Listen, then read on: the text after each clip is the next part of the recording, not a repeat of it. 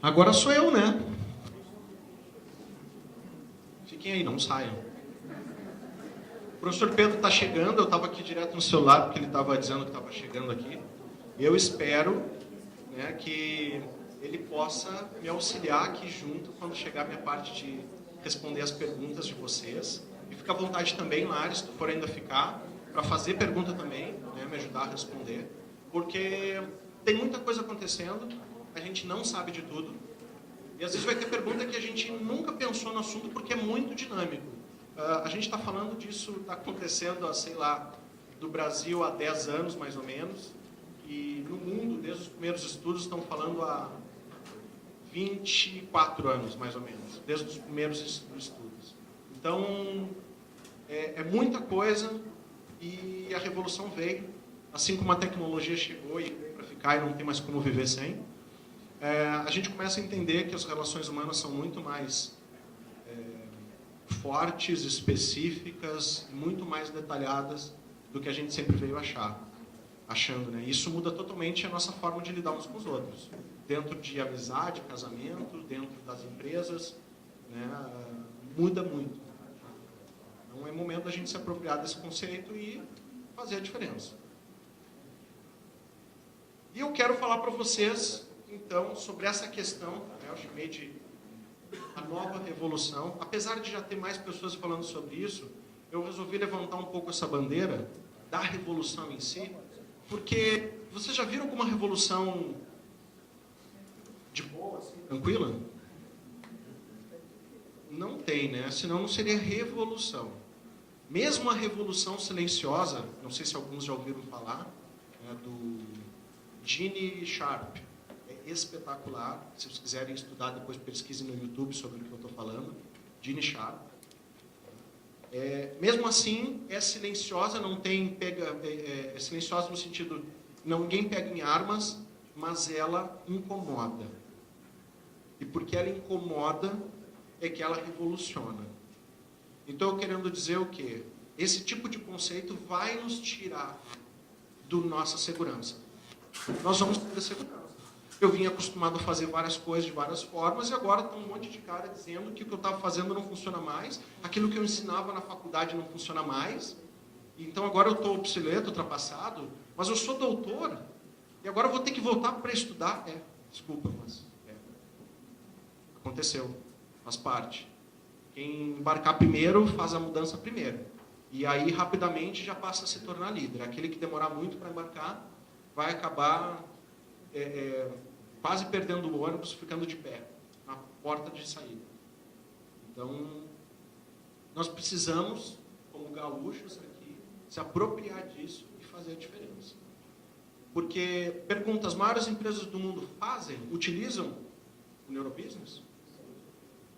E vocês veem reportagem delas dizendo que elas fazem? Claro, vocês acham que ela vai contar? Imagina Coca-Cola, McDonald's, Microsoft, Facebook, Volvo, mais sei lá quantas. Eles vão contar? Claro que não. Hershey's.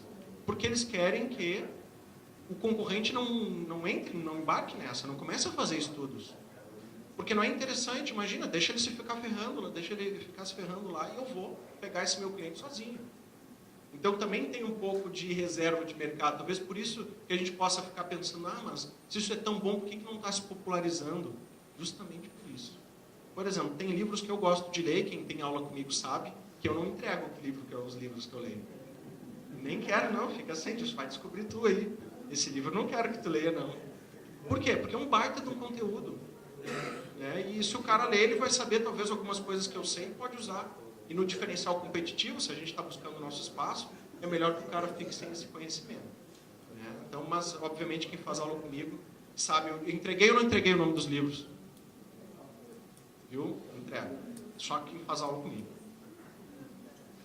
Então, deixa eu perguntar para vocês, por que algumas pessoas vencem e outras não?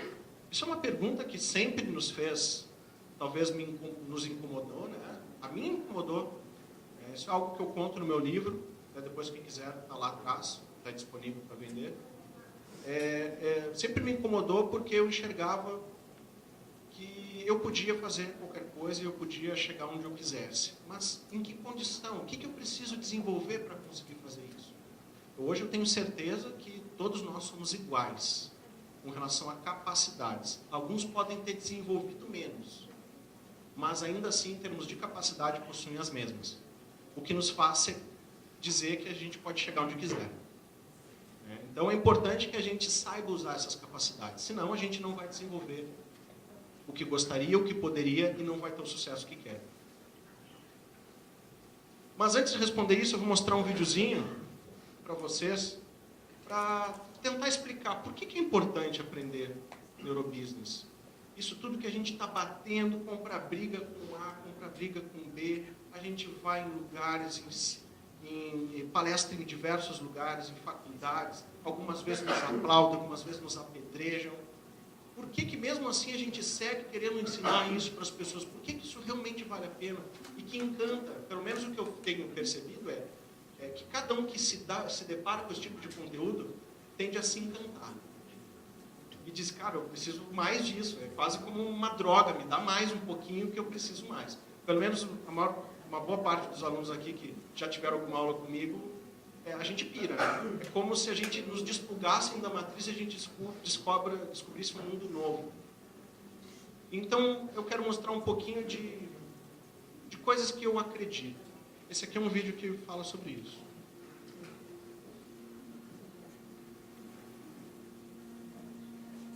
As pessoas não sabem o que querem até mostrarmos a elas.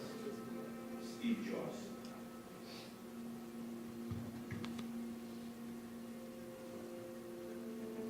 Isso é para os loucos, os desajustados, os rebeldes, para os peixes fora d'água.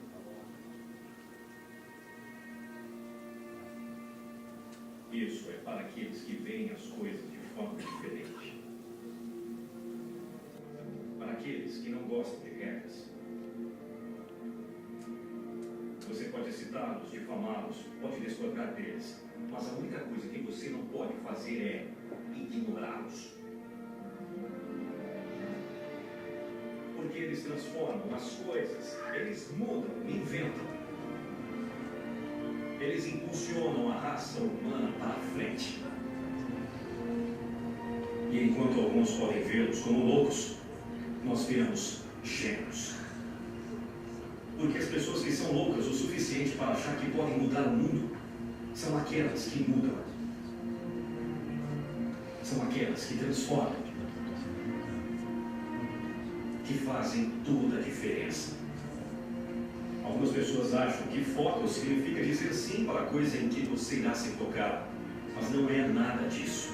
Significa dizer não a centenas de outras boas ideias que existem. É necessário amar de verdade o que se faz. Caso contrário, levando em conta apenas o lado racional, você simplesmente desiste. É o que acontece com a maioria das pessoas. Desde pequeno, você é ensinado a fazer uma determinada coisa. Você aprende a andar, aprende a falar e com o tempo vai aprendendo mais sobre a vida e como vivê-la. E quando você cresce, você tende a acreditar que o mundo é o que é. E sua vida é apenas viver dentro desse mundo e tentar não esmurrar muito as paredes. Mas essa é uma vida muito limitada. A vida pode ser muito mais assim que você descobrir um simples fato. E esse fato é que tudo ao seu redor, que você chama de vida, foi inventado por pessoas que não são mais inteligentes que você. Mas você pode mudar, pode influenciar, pode construir suas próprias coisas, que os outros poderão usar. É só esquecer que essa ideia equivocada de que a vida está aí e que você só vai passar por ela. Ao invés de agarrá-la, modificá-la, incrementá-la, deixar sua marca nela.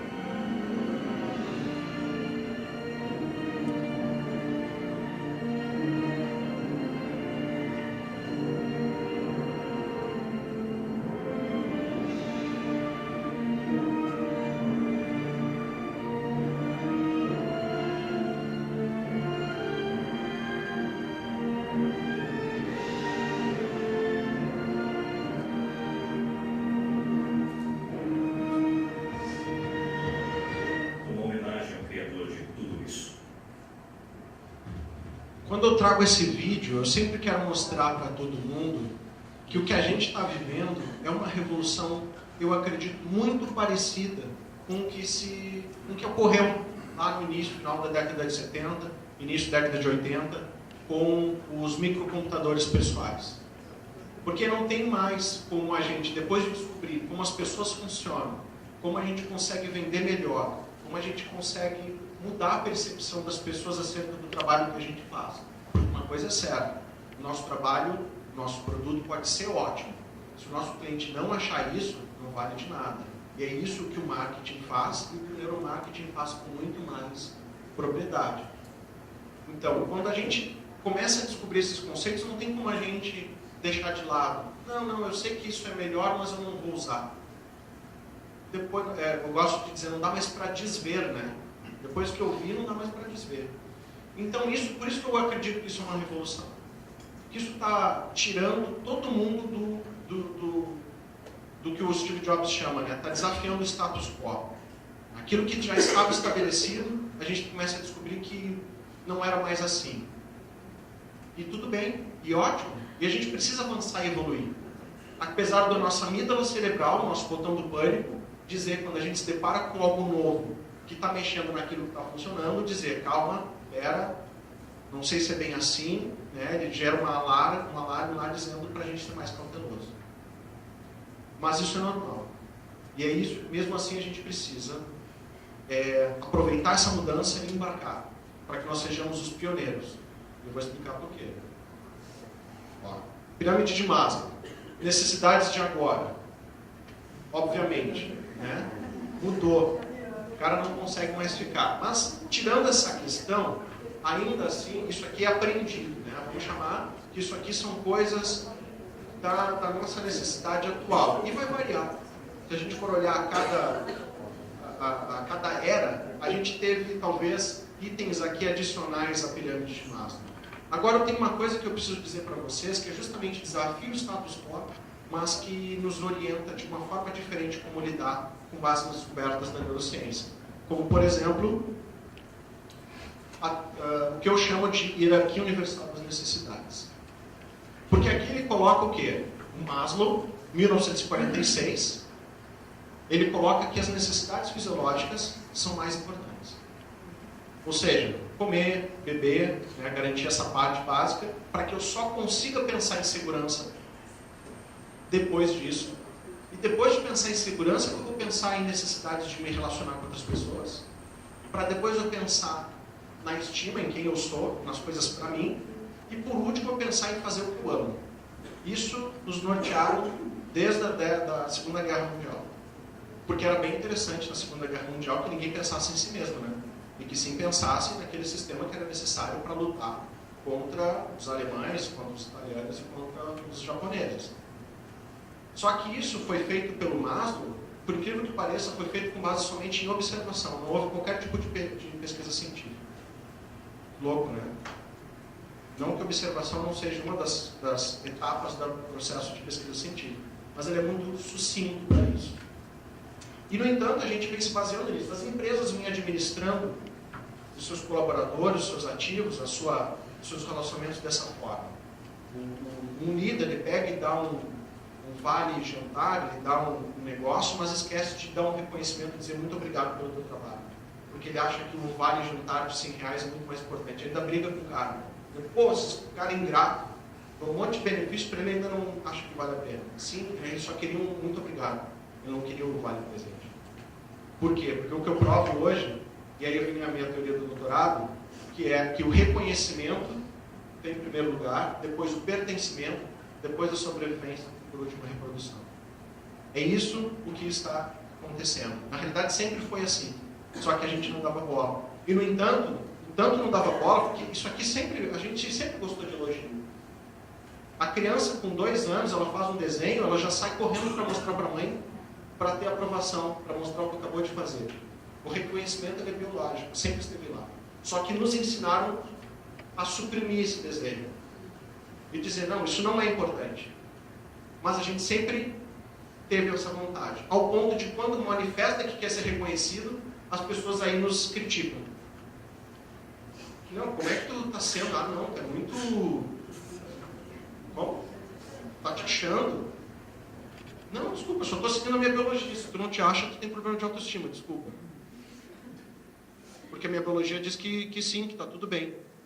E nisso a gente começa até a se aceitar melhor. Quando a gente descobre, não, eu não sou um criminoso por querer aplauso. E por querer fazer parte de um grupo. Porque isso é mais importante. Na realidade, ser reconhecido e ser pertencente a um grupo melhora a própria o quê? A sobrevivência. Porque se eu sou um cara famoso, que tenho resultados, eu vou ter mais ou menos negócios? Mais negócios. Eu vou ter mais ou menos favores. As pessoas vão querer fazer mais ou menos negócio comigo. E tudo isso não melhora a minha sobrevivência? Então matamos. Pertencente a um grupo. Os caras se associam ao Rotary, se associam, sei lá, à maçonaria, a qualquer tipo de entidade lá, até grupo, clube mesmo, que o cara tenha lá, para quê? Para buscar pessoas com interesse parecido, de forma que a gente possa se ajudar mutuamente em casos de crise ou para fomentar novos negócios. Né? Para que a soma do todo seja melhor do que as partes envolvidas. Então isso faz toda a diferença.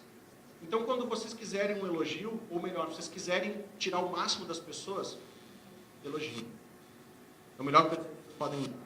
Reconhecer as pessoas pelos seus esforços, pelo que elas, e também pelo que elas geram. Porque não é só o resultado. É pelo que foi feito. Pô, olha só, o cara tentou um monte, não teve o melhor resultado, mas ele tentou, ele fez, pô, bacana. Pô, cara, parabéns aí. Próxima, vamos lá, próxima a gente consegue, mas vamos em frente.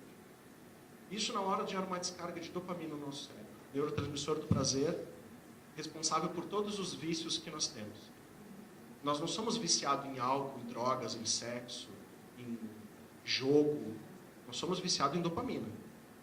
Cuja dopamina é liberada a partir destas situações, do uso dessas coisas. Então a gente precisa entender, eu quero colaboração das pessoas, eu preciso dar prazer para elas, nós somos egoístas. Até uma relação de amizade, vocês acham que os amigos de vocês são amigos de vocês? Na realidade, os amigos de vocês só são amigos porque eles ganham alguma coisa.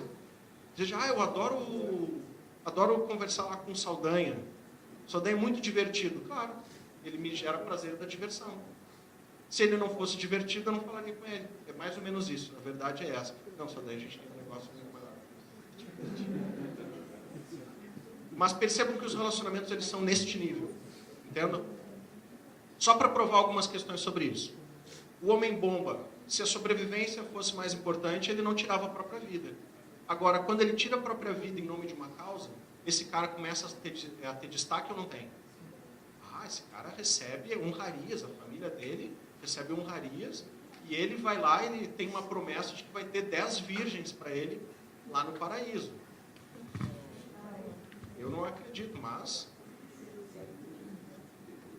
Bombeiro americano, muito interessante. Se a gente comparar o bombeiro americano com um bombeiro de qualquer outra força de outro país, outros bombeiros de outros países, a gente vai descobrir que quando morre um bombeiro, sei lá, inglês, morre 8 americanos. Interessante isso, né? Porque assim, não significa que os Estados Unidos não tenham os melhores treinamento, o melhor equipamento, as melhores técnicas. Significa simplesmente que eles, mesmo tendo isso, o sentimento de nacionalismo, o sentimento de heroísmo, supera a própria sobrevivência. Porque ele sabe que se ele salvar uma menina numa condição totalmente adversa e der certo, vão chamar ele para dar entrevista, ele vai passar na rua, vão aplaudir ele vai em restaurantes, as pessoas vão pagar o jantar dele, como é assim que acontece com todos os heróis de guerra, policiais e bombeiros dentro dos Estados Unidos, porque eles valorizam muito essa cultura.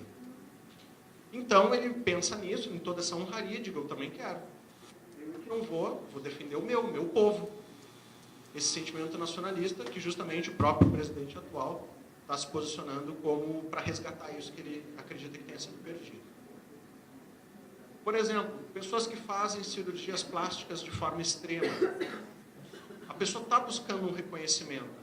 Só que aí passa, às vezes o reconhecimento, quando ele passa do ponto, ele possa se tornar patológico.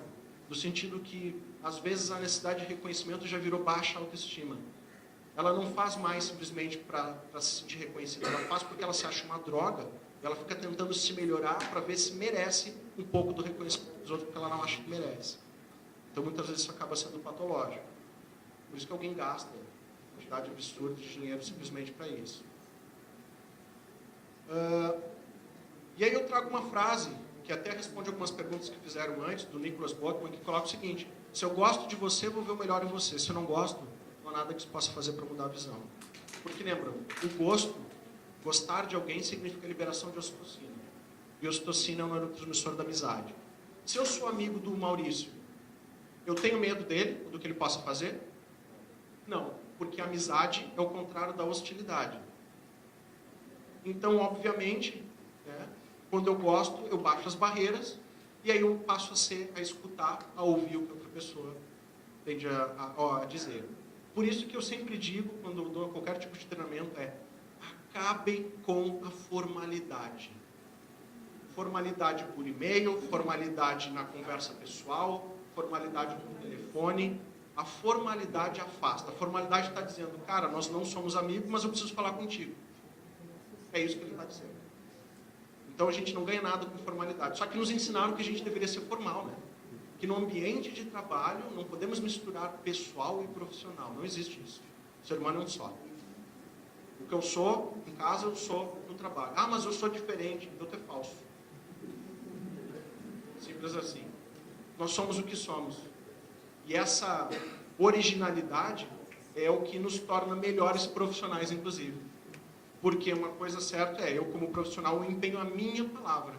Se a pessoa está comprando, não está comprando da Infinity, está comprando do Thiago, e eu me responsabilizo pelo que eu faço. E é isso que faz as pessoas confiarem no meu trabalho. Contextualizando rapidamente, o neurobusiness, tá? Ele é uma área guarda-chuva. Pensa em administração. E dentro da administração a gente vai ter as diversas vertentes. O marketing, a vendas, a finanças, a liderança, o coaching, tudo isso.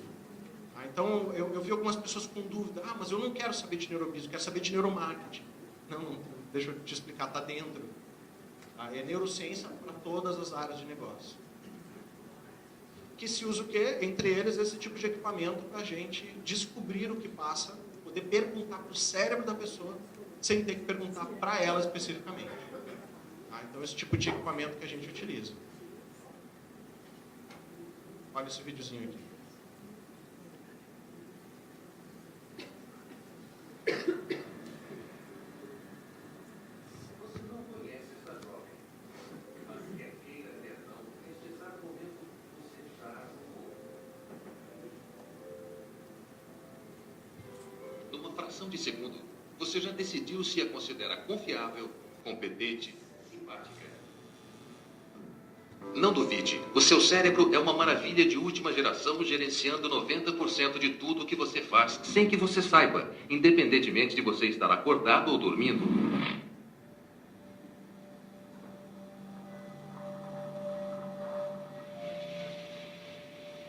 Quando você acha que teve uma ideia, o seu cérebro já teve essa ideia.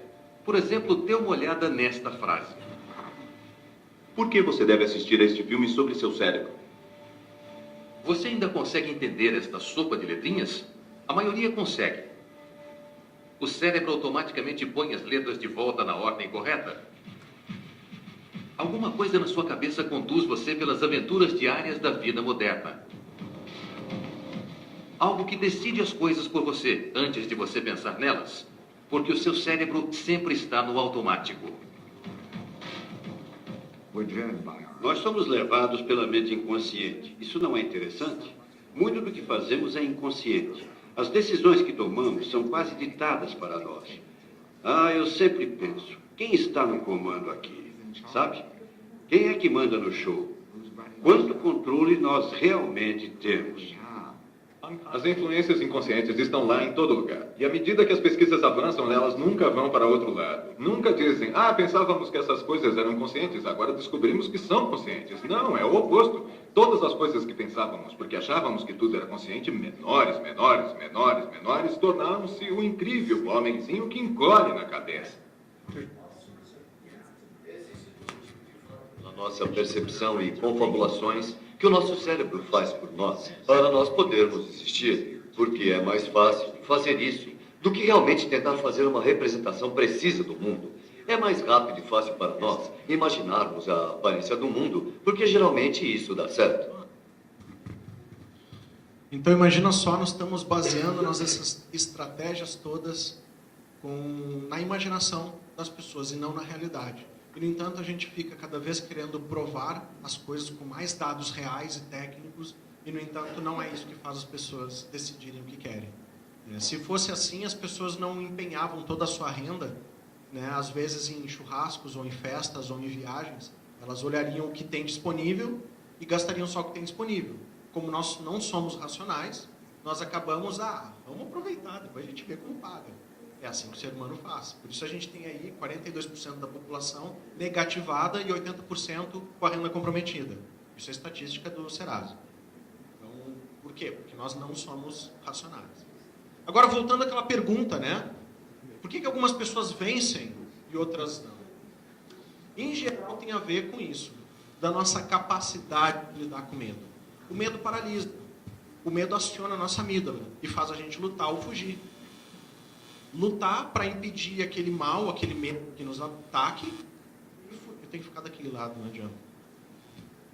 E fugir da ameaça que pode nos afetar. Então, só que as pessoas que são bem-sucedidas, será que elas aprenderam de alguma forma a lidar com medo? Ou elas fogem diante de cada dificuldade, cada desafio? Elas seguem, né? Elas avançam, elas suportam a questão de enfrentar o medo.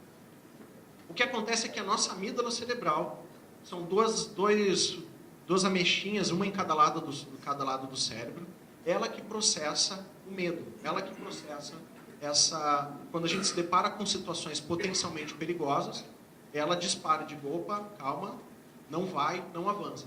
Só que, em geral, muitos desses medos, desse disparo dela, eles não são verdadeiros. Eles só são possibilidades. E aí que é o grande problema. Às vezes a gente está deixando de fazer coisas com medos que não existem. Eles existem na nossa representação do mundo, no nosso mindset. Então, a gente deveria ser ousado e fazer e acontecer, a gente fica com medo, pensa nas consequências, e as consequências acabam sendo mais importantes do que a possibilidade do ganho. E a gente desiste, não, acho que não é para mim. E aí vem, dentro do nosso, que se chama de diálogo interno, vem um monte de justificativa. É que falta recurso. É que eu nem estudei o suficiente para fazer isso. Mas nem tenho tempo, como é que eu vou fazer isso e cuidar de tal e tal coisa? Sempre vem um monte de desculpa para que a gente não tenha que enfrentar a realidade. Por quê? Porque o nosso cérebro não gosta de gastar energia. Então, se a gente não dá um motivo real para que ele gaste aquela energia, ele vai achar justificativas. E essas justificativas estão lá, dentro da nossa estrutura, do nosso mindset. E eles vêm quando a gente menos espera. Isso vai envolver a segunda ferramenta que eu vou falar hoje. Quando nós deparamos com essa luta ou fuga, libera o cortisol. E olha o que ele faz no nosso corpo. Aumenta os batimentos cardíacos, a pressão sanguínea, a glicose no sangue, dilata a pupila. A gente fica pronto para explodir. Sendo que muitas vezes quando a gente não pode, imagina uma situação com um colega de trabalho, um chefe, a gente chega até a tremer, porque na realidade essa energia que precisaria ter sendo dissipada, cagando o cara a pau, eu não posso, Então eu tremo. Porque a luta foi disparada. A verdade é essa. Agora, a capacidade de lidar com medo tem a ver com a influência memética que recebemos das pessoas. O padrão de pensamento que a gente recebe. Se a gente convive numa família que nos ensina, não, vai pelo concurso público, vai pelo garantido, não adianta usar muito. Não, quem que tu acha que tu é para fazer isso? Imagina, na família ninguém se formou, agora tu vai se formar agora, decidiu estudar agora. Como assim? Existe esse tipo de padrão de pensamento dentro das famílias. Então, com base nesse padrão que a gente absorve ao longo da vida, vai fazer a gente ter mais ou menos medo de lidar com as situações. Então, isso vai fazer com que a gente tenha ou não sucesso. O cara que tem sucesso não é o que não tem problemas, é o que enfrenta os problemas, não é o que não tem medo, é o que enfrenta o medo. Porque a capacidade todos vocês têm. A questão é, na hora de dormir 2 horas por dia por uma semana, na hora de rapar todas as suas economias e investir num projeto, sem saber se o projeto vai dar certo, a gente faz o quê? Vai pelo garantido ou ousa? Porque o cara que ousa é o cara que vence. Pode ser que ele, às vezes, se quebre. Mas, de novo, o cara que tem sucesso não é o que não quebra, o que não é derrotado. É o que não importa quantas vezes for derrotado, ele vai insistir até ser vitorioso. E todas as pessoas de sucesso têm várias e várias histórias de acúmulo de derrotas, até começar a vencer. Porque cada vitória a gente aprende. Não sei se vocês já pararam para pensar, mas na vitória não tem aprendizado. Né? A vitória é, eu fiz tal coisa, deu certo, tá bom, era o que eu esperava. Agora, quando dá errado, é que a gente para repensar e ver tudo que eu podia ter feito, que eu não fiz, ou que eu fiz que eu não deveria ter feito. E aí é que a gente aprende. Agora, o que vai fazer a gente seguir apanhando e seguir atrás do que a gente acredita, é essa influência memética. Porque se eu tenho pessoas na nossa volta, bombardeando a nossa mente com porcaria, uma hora essas pessoas vencem. E principalmente por causa da necessidade de reconhecimento que a gente tem nessas pessoas. Imagina que eu vou contrariar o meu pai e minha mãe. Se eles são meu pai e minha mãe, disseram que eu tenho que fazer concurso público, e eu quero ser empreendedor. Imagina, eu não vou ter apoio deles quando me ver, encontrar com eles no churrasco de família, ou em algum lugar, eles vão ficar buzinando no meu ouvido. Então, tá bom, para não aguentar essa pressão, eu sigo o que eles querem. Só que o que eles querem pode ser bom para eles e não para a gente.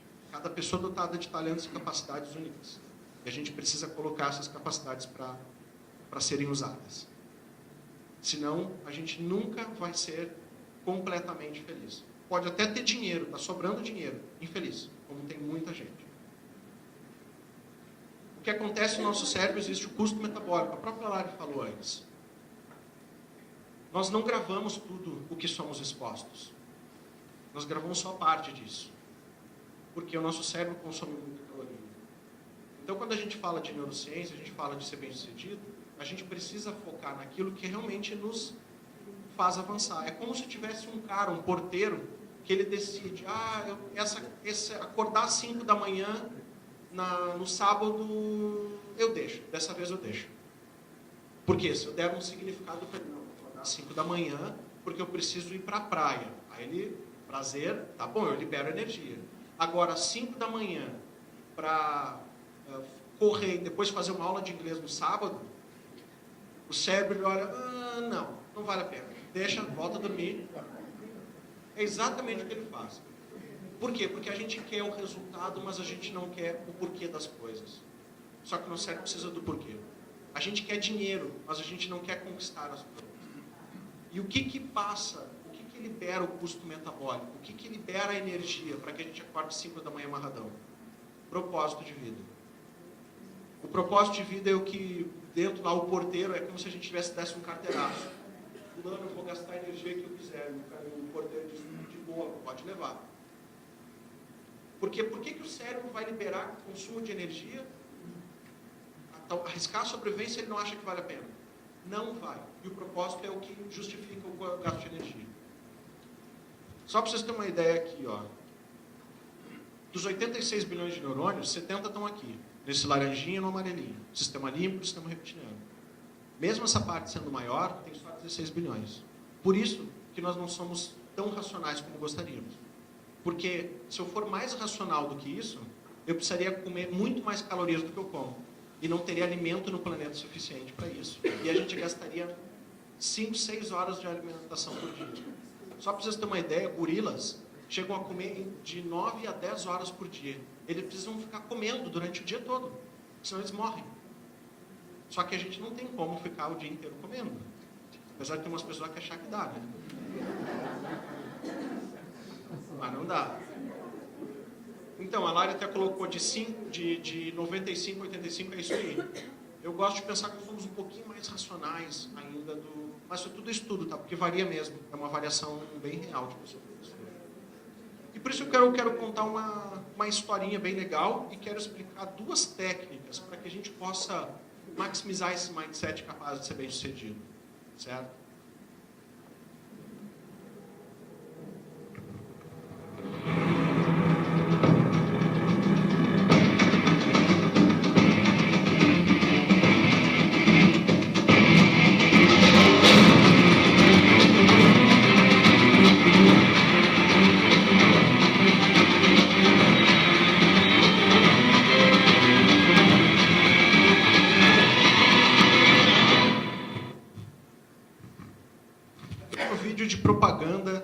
das Forças Especiais Americanas, os SEALs.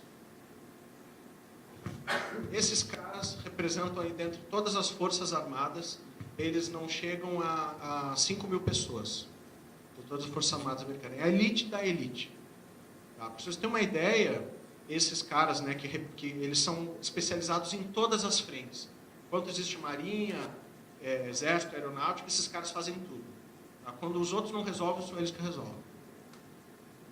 Para vocês terem uma ideia também, o filme Sniper Americano, que é real, uma história real, conta a história desse cara. Esse cara, com 28 anos de idade, ele estava lá em casa, assistiu o atentado das Torres Gêmeas e disse, não, na minha casa não. Não, esses caras ficam fazendo bagunça, terrorismo, tudo que é lugar. Agora atacaram o meu país, agora isso é comigo. E se alistou no último instante da idade, porque pode se alistar até 28 anos para ser SEAL, e ele foi no finaleira e entrou, porque ele disse, não, a minha terra não. Eu sou americano, eu quero garantir o estilo de vida americano e eu não vou deixar fazer isso. Ele tomou para si a briga, ao invés de culpar o governo, os caras estão me atacando aqui, ele disse, não, eu não vou deixar. Tanto que ele foi o maior soldado sniper até hoje. Matou, se não me engano, mais de 600 pessoas, só com tiros estratégicos assim. E ele fez a diferença no país dele. E por que ele fez essa diferença? Por causa do complexo memético. O que estava no mindset dele tem a ver com o que ele aprendeu. Aquele sentimento nacionalista, aquela cultura toda que foi enraizada e aprendida durante anos dentro dos Estados Unidos. O que fez ele valorizar a pátria, valorizar a ordem, valorizar o próprio país e se responsabilizar pelaquilo e não jogar na mão do governo. Isso que ele aprendeu, o mindset dele é um mindset de sucesso. Essa mesma unidade, os SEALs, foi o que matou o Bin Laden também. Agora, imagina só, é fácil ou difícil, será, virar um SEAL? Bem difícil. Treino intenso e exaustivo. Para vocês terem uma ideia, o índice de desistência é de 75%. Isso aqui é uma imagem direta. Eles são acorrentados embaixo d'água e eles têm que sair. Pois isso é só um dos tipos de prova que eles têm que fazer. Tem um outro que eles ficam com um respirador. Tem um instrutor que está com todo um aparelho de respiração. Pega, tira o bocal dele, dá um nó, faz um monte de sacanagem embaixo d'água e o cara tem que... Se ele respirar, se ele for para a superfície, ele está reprovado. E aí eles começaram a tentar entender. Mas que estranho. Tudo bem, a gente sabe que é muito forte. Mas, ao mesmo tempo, a gente, às vezes, olha caras como atletas medalhistas olímpicos, não o Michael Phelps especificamente, mas atletas olímpicos, caras que aprenderam todo dia a treinar, a se dedicar, caras que estão acostumados a competir. E, no entanto, esses caras que decidiam virar SEAL chegavam lá e amarelavam. Aí vinha um cara lá do interior, magrinho, fraquinho, que nunca nem tinha entrado no mar e aprendeu a nadar simplesmente para fazer a prova, vai lá e passa. Como assim? Por que um cara com todas as condições amarela e o outro sem nenhuma condição passa? O que eles fizeram? E aí eles foram estudar mais profundamente, né, e descobriram que essas pessoas estavam com o seu mindset preparado. Elas não só queriam muito, mas elas tinham se preparado para a luta. E muitas vezes um cara do interior, ele não teve facilidade. Um cara que está acostumado a passar, o dia a dia dele é difícil, o dia a dia dele é uma prova. O que me faz perceber muito claramente que quando a gente não atinge os nossos resultados, é porque nós somos mole. O nosso estilo de vida confortável nos fez moles. E a geração Y cada vez mais mole. Ninguém aguenta não, ninguém aguenta nada, ninguém aguenta reprovação, ninguém aguenta dificuldade. Todo mundo chorando, reclamando, culpando o outro. As pessoas são moles, não assumem a responsabilidade para si, porque não tem mindset preparado. E aí eu gosto de usar essa ferramenta, que foi a ferramenta que os SEALs usaram, para poder preparar os seus soldados para as provas, que é o ensaio mental. O ensaio mental evita o que acontece chamado o sequestro da amígdala, que é aquele pânico que a gente se depara com uma situação, paralisa e não consegue fazer mais nada. que às vezes a gente só vai descobrir que isso acontece quando acontece.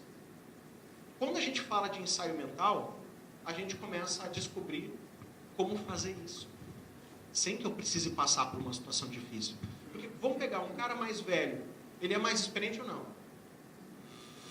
Ele é mais capaz de lidar com dificuldade ou não? Porque já passou por mais coisas, né? Agora, já pensou se a gente pudesse ter uma capacidade de lidar com a dificuldade como um cara sênior, sem ter que ter vivido vários anos apanhando? Seria legal, né? Então, esse é o ensaio mental. Porque a gente, às vezes, é ensinado a mentalizar que vai dar certo as coisas. Não, vamos lá, vamos... Cara, pensa que vai dar certo, que tudo vai dar certo. Aqui o ensaio mental é, cara, vai dar tudo errado. O que tu vai fazer se der tudo errado? E a gente se preparar para a parte ruim. Só que a gente nem quer pensar na parte ruim. A gente pensa, imagina se tu não passa na prova. Isola, nem vem. Bate na madeira. Não, é isso aí, tá. Se não pensar, o que tu vai sentir? Vou ficar mal. Então, tu começa a acostumar a tua amígdala a tudo que pode ser errado. Dar errado, aí tu te imagina, talvez, sendo humilhado por uma pessoa. Imagina, eu vou cair, vou dar uma palestra, cair no chão, está ali todo mundo riu. Aí se cair, se acontecer, o que tu vai fazer? Porque na medida que tu começa a acostumar a tua mente isso, na hora do vamos ver, tu não fica com o que se chama de tensão pré-desempenho. Porque na realidade, quando a gente fica com medo das coisas, é porque o medo não é da realidade, é o medo só da possibilidade. Só que se a gente desmascara a possibilidade e mostra que nem é nada disso, a gente para não temer mais. E a gente fica apto para lidar com as coisas mais difíceis que existem. Simplesmente acostumando o nosso cérebro a lidar com o erro, com a derrota e com as frustrações. O vitorioso é aquele que sabe lidar com a frustração. Entendam isso. Senão, cada vez que a gente perde, choradeira, não, vamos para a próxima. E aí eu quero apresentar para vocês a segunda técnica, que eu gosto pra caramba, minha preferida. Eu começo com alguns memes, como este. É muito melhor arriscar coisas grandiosas, alcançar triunfos e glórias, mesmo expondo-se à derrota, do que formar fila com os pobres de espírito, que nem gozam muito nem sofrem muito, porque vivem nessa penumbra cinzenta, que não conhece vitória nem derrota.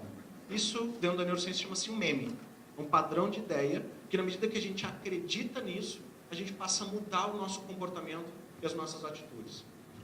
Ou seja, se a gente quiser trabalhar comportamento, atitude, por si só, sem mudar o padrão de pensamento, esquece, não vai funcionar. É isso que a administração, que a neuroliderança, a gestão de pessoas vem errando até agora. A gente quer que as pessoas mudem o que elas estão fazendo, mas não mudem o que elas pensam sobre o assunto. Nunca vai funcionar. Nunca funcionou. E não vai ser agora para começar a funcionar. E aí entram algumas coisas bem interessantes, como, por exemplo, quando você se afasta do que te atrasa, tudo começa a dar certo. E uma frase famosa, que você já deve ter ouvido muito falar, é que nós somos a média das 5 pessoas com que mais passamos tempo. E eu pergunto, com que vocês passam tempo? Com pessoas bem-sucedidas? Pessoas que querem avançar? Porque o nosso cérebro vai interpretar isso como um padrão de atitude e vai se adequar, simplesmente pelo nosso próprio neurônio espelho, a gente tende a copiar o padrão das pessoas que estão na nossa volta. Se for medíocre, vai ser medíocre. E a gente está lá querendo ser bem-sucedido, mas só anda com quem não quer nada da vida. Não vai rolar. E aí tem essa aqui que eu gosto bastante, que é: as más companhias são como o mercado de peixe. Acabamos por nos acostumar com o mau cheiro. A gente nem nota mais os padrões de pensamento que estão lá na nossa volta. Um discurso totalmente... As pessoas sabem tudo do Big Brother, tudo da novela, tudo, mas se tu perguntar um autor de um livro, alguma coisa, não sabe. Para vocês terem uma ideia, a estatística nacional diz que as pessoas, 76% do brasileiro não lê nenhum livro por ano. E a gente quer mudar alguma coisa. Aí diz, não, mas eu não faço graduação, não faço pós-graduação porque eu não tenho dinheiro. Não, para coisas que tu acha que vale a pena, tu arranja dinheiro. A questão é, o brasileiro gosta muito de título, ele não gosta de estudar. Ele quer dizer que ele é pós-graduado, que não sei o quê, mas ele não gosta de estudar. Tanto que a gente vê, como professor eu vejo os alunos, tudo querendo fazer trabalho de grupo, querendo colocar o nome, pedindo arrego. Ao invés de estudar, que aprender que é bom, não. Então, esse padrão que está instaurado no nosso país, que a gente precisa começar a mudar por nós mesmos. Porque eu tenho certeza que vocês têm todo o potencial e todas as condições de serem extremamente bem-sucedidos. A neurociência nos garante isso, tem várias ferramentas para isso. Agora, se nós só não vamos ser, se nós não quisermos nos mexer. Aprendam, vai doer. E não é pouco, mas dá certo.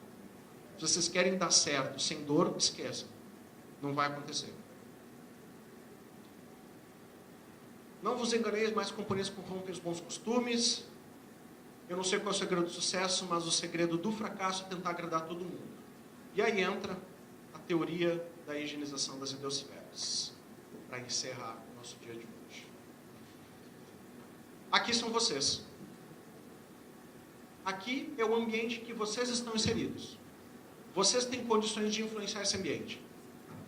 Aqui vocês decidem o que vão ler, o que vão assistir na televisão, filmes, seriados, jornais, que canais vão seguir no YouTube, que pessoas vão ter como amigos no Facebook, que tipo de reportagem vocês vão ler lá na timeline, que assunto que vocês vão ter na fila do banco, do ônibus, onde for, no supermercado.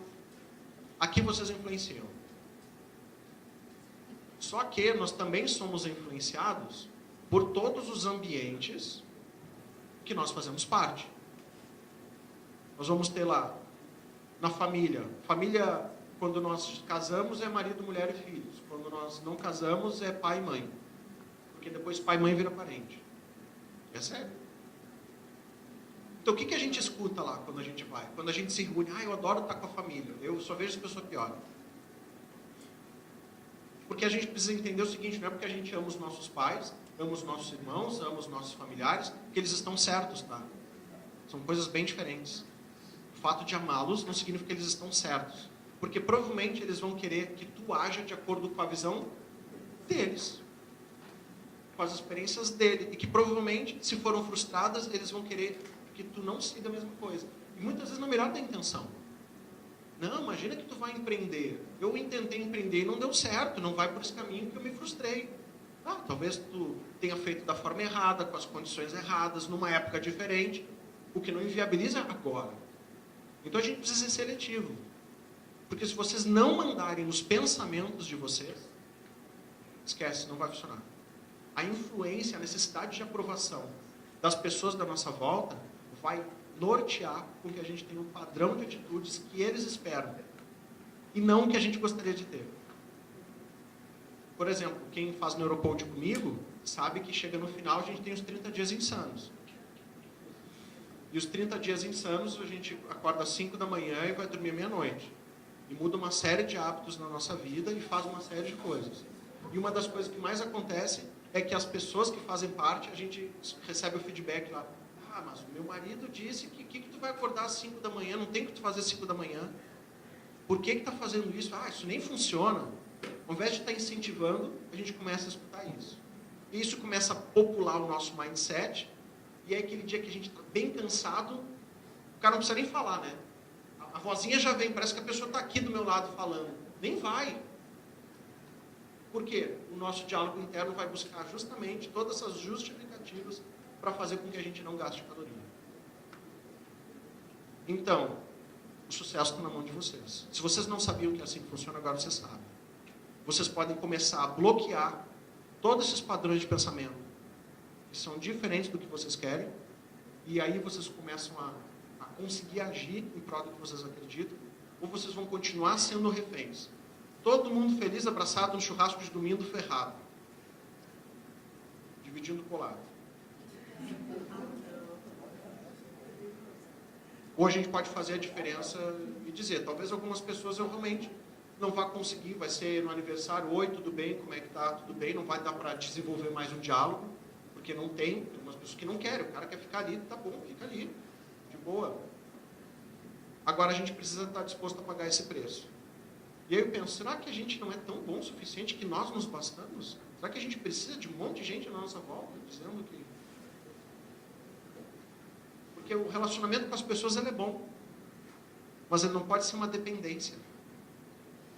O que eu vejo é que muita gente depende desses relacionamentos. E aí não há crescimento.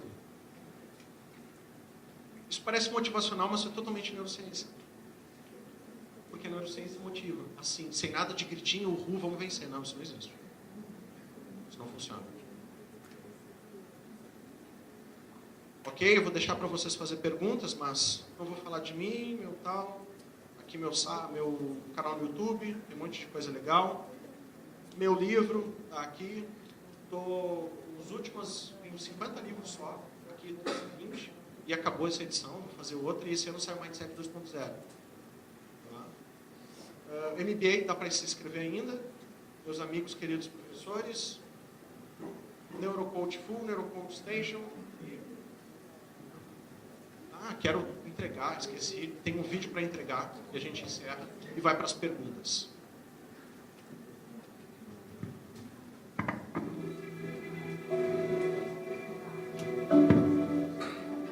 Well, I think that the number one thing is you have to have a very clear vision, a very clear goal of where you want to go. Because only then you will get there. You can have the best airplane or the best ship in the world, but if the captain doesn't know where to go, he will just drift around.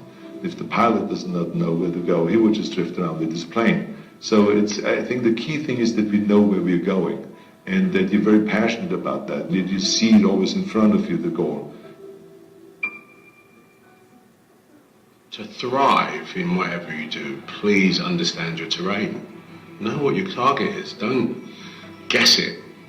Be as clued up as the next man, because that's your petrol. That's your fuel to get you moving. If you don't know where you're going, what your targets are, you're never going to get there. Period. And the other thing that's important is that you got to shoot for the top. You got to go and really have big goals and think big. Because then you're going to get big. Then you're going to go and achieve big things. That is the most important thing. You know, we don't achieve big things by accident. I have to tell each and every one of you that it doesn't matter how old you are, how young you are, your age, you can achieve anything that you set your mind to. And I always say, if I can do it, anyone can do it.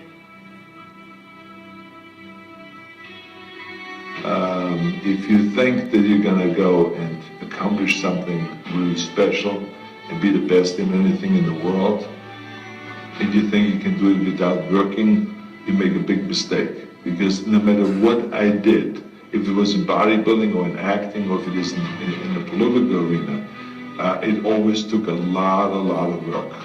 And you got to put out, and you got to, sometimes make a lot of sacrifices. Notice, if you're not willing to work hard, forget about it.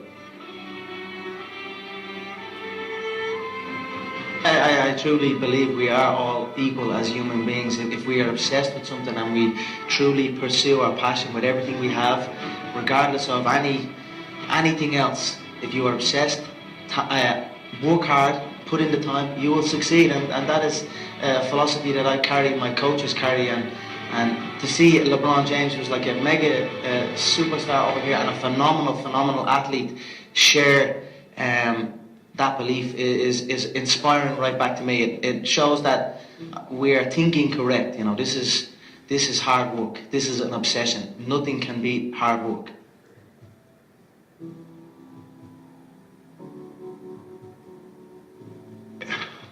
This here is the reality? Do you mean that the competition is not the reality? Listen, the work is behind the scenes. Competition is the easy part. Behind the scenes is where the work is done. And everything is done to get to that one race that you need to run.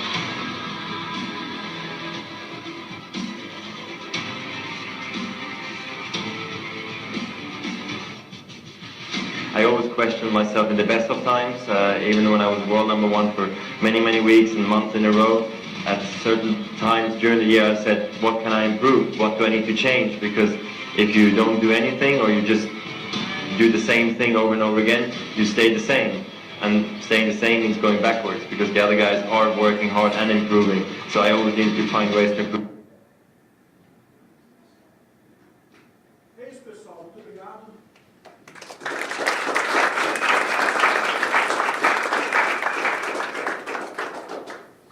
E agora vamos para as perguntas. Uma,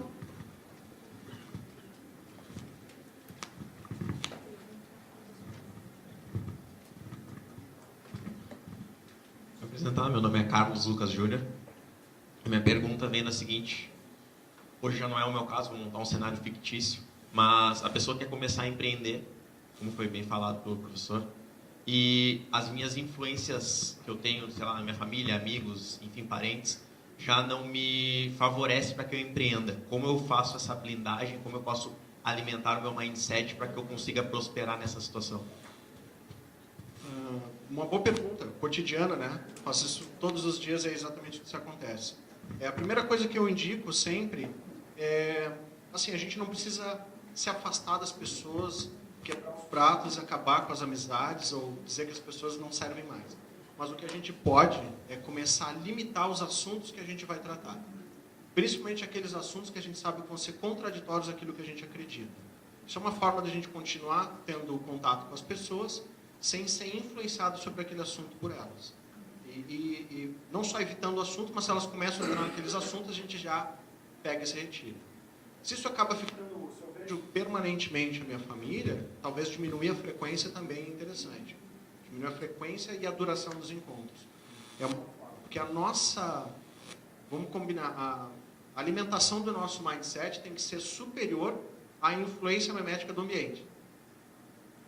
Então, quando eu leio pouco, eu vejo uns videozinhos aqui e ali, estou alimentando o meu mindset para ser um empreendedor. E vamos combinar que empreendedor, nós não estamos falando de um cara que abre um negócio necessariamente. Existe o intraempreendedorismo, que é eu empreender dentro da empresa que eu faço parte, criando ações, projetos e tratando como minha. Isso é muito importante. Isso pode acontecer dentro até do funcionalismo público.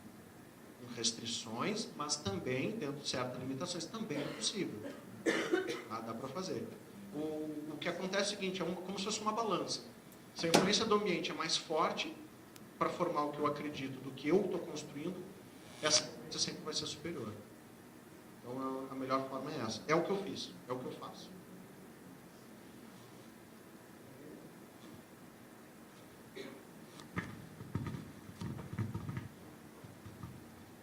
Tiago, meu nome é Oséias, eu tenho uma empresa com mais ou menos 15 colaboradores.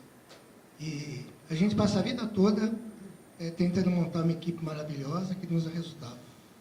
Mas a gente passa por algumas provações, a gente lê, estuda.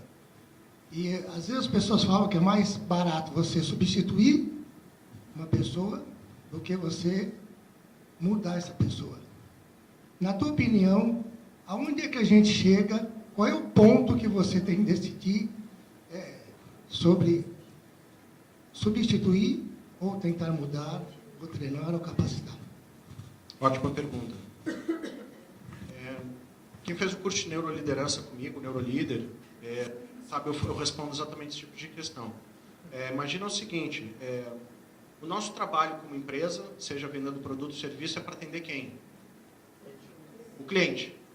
Tá. E você sabia que a gente tem o cliente interno. Então, eu preciso, para poder atender o cliente externo, primeiro preciso atender o cliente interno. Porque tudo é feito de pessoa. Nossa empresa também. Então, o que a gente precisa é ajudar essas pessoas a ajudarem a gente a ajudar o cliente.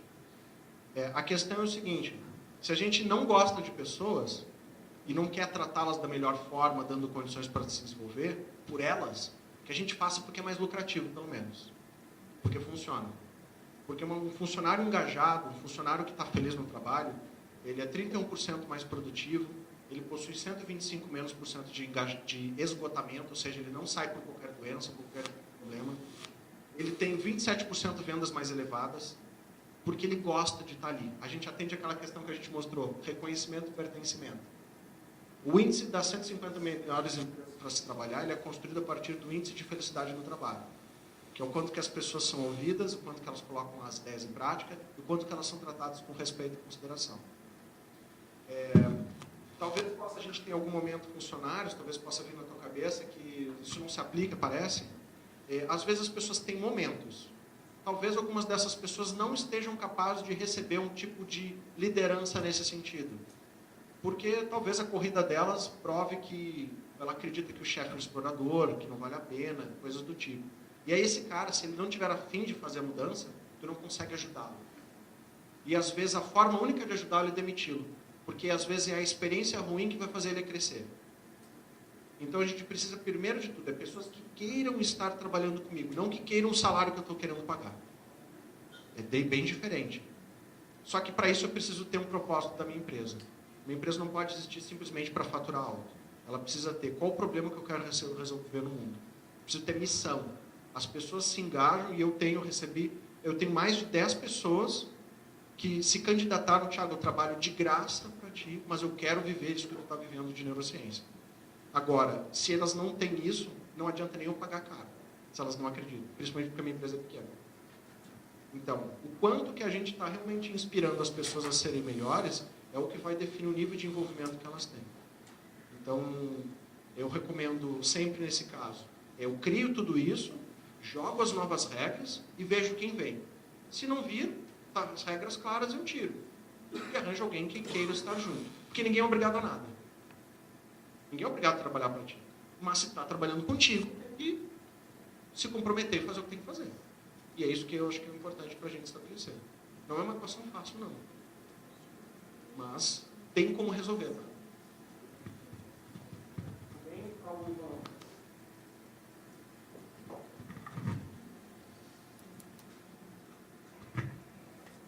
Boa noite, não, bom dia. Nesse nosso ambiente aqui a gente não sabe nem se é dia ou se é noite. Thiago, às vezes eu, pegando um pouco dos exemplos que tu trouxe hoje, até que ponto se afastar de ideias diferentes vai fazer bom para mim? Porque muitas vezes eu penso que eu ter várias opiniões, eu tenho várias escolhas de ir para o caminho certo, né? Porque se eu acabar afastando todas as outras escolhas do que eu estou pensando, eu acabo sendo focado por uma direção só ruim, por um pensamento meu. Eu tenho uma ideia de que um sábio consegue trocar uma opinião, um ignorante nunca. E às vezes eu penso em ter várias visões e poder escolher. Até que ponto eu me afastar de todo mundo é bom? Até o ponto de tu saber o que tu quer. Se tu sabe o que tu quer, não interessa a opinião dos outros. Se tu não sabe, tu vai querer ouvir de todo mundo até para ter. Aí que está a grande questão. Porque eu posso escutar a opinião de qualquer pessoa, mas eu sei o que eu quero. E isso virou chamado na nossa mente um imunomeme. É um pensamento enraizado que não depende de questões racionais. Eu quero isso, estou obstinado para isso e vou atrás disso em busca disso. Não importa o quanto que eu posso escutar do resto. Mas até a gente ter um imunomeme, a gente fica suscetível à influência do resto. E aí, a gente, por incerteza, não faz nada. Não tem foco.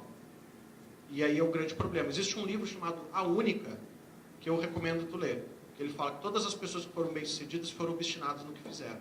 A gente, às vezes, não vai acertar em tudo, mas a gente tem que saber para onde está indo e o que é da vida. E escutar as opiniões dos outros só vai nos ferrar. Tenho certeza. Nunca ouvir o máximo de opinião dos outros vai fazer a gente dar certo. Quem é neurocoach aqui sabe do que eu estou falando. E a gente vai ter várias experiências aqui que vão contar que eles só começaram a fazer as coisas dar certo quando começaram a não ouvir os outros e estabelecer o que eles queriam para a vida. Então é o que eu te recomendaria. Defina o que tu quer para a tua vida e corra atrás desesperadamente. Aquela máxima que fala, por exemplo, de ouvir opiniões... Aquela máxima que, ou sei lá, pessoas que falam de ouvir opiniões de pessoas que estão onde a gente gostaria de estar, ou pessoas que fazem o que a gente gostaria de fazer, conta nessa hora? Conta, nesse caso, são memes positivos, né? Que vão ao encontro, né? Estão na mesma direção que a gente está buscando. Então, por exemplo, eu quero empreender. Hoje na internet, que cara que eu posso buscar para ouvir mais sobre empreendedorismo, conselhos, palavras de incentivo? Provavelmente o Flávio Augusto. Então, quais são as referências que vão me ajudar a construir uma visão onde o cara vai relatar as dificuldades dele, né, que vai me inspirar a superar as minhas, de achar que o cara não tinha nada e hoje ele tem, e o que ele fez, vai me mostrar que existe um caminho real que vai me fazer acreditar, porque aquela história, o que eu acreditar vai virar verdade. Se eu acreditar que eu posso, eu vou atingir. Se eu acreditar que eu não posso, meu cérebro vai entender e não vai se esforçar o suficiente. Então, no final das contas, a gente precisa decidir e focar. E não considerar as circunstâncias. As circunstâncias perdi, fui derrotado, me xingaram, briguei, não sei o quê. Tá, tu vai desistir? Não. Vou seguir adiante.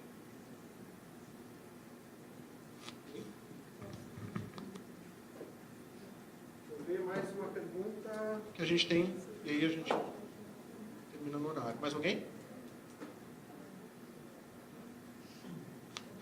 Caramba. Bacana. Vamos lá na nossa programação. O professor Pedro já está aí, já viu, já chegou. A gente deve sair para almoçar. O nosso almoço, até para dizer para vocês, ele obviamente, a gente só reservou o restaurante para poder ter mais espaço e conseguir um precinho ali menor, que era o Chef's Grill aqui na Paste, na rua do lado aqui do nosso prédio. Então a gente vai sair, a portaria ali na escada na rotatória ali, né, e vai virar à esquerda. Na próxima quadra é na esquina. Tá? Então lá estão nos esperando. A gente vai fazer um almoço até as 2. Tá? E aí eu abro e a gente começa com o Pedro. Então, não se atrasem. Prazer imenso estar tendo vocês aqui. E de preferência postem, tirem fotos. Está lá um banner bacana para tirar foto. Contem como é que tá. Vamos invadir aí o sábado do Facebook. Aí.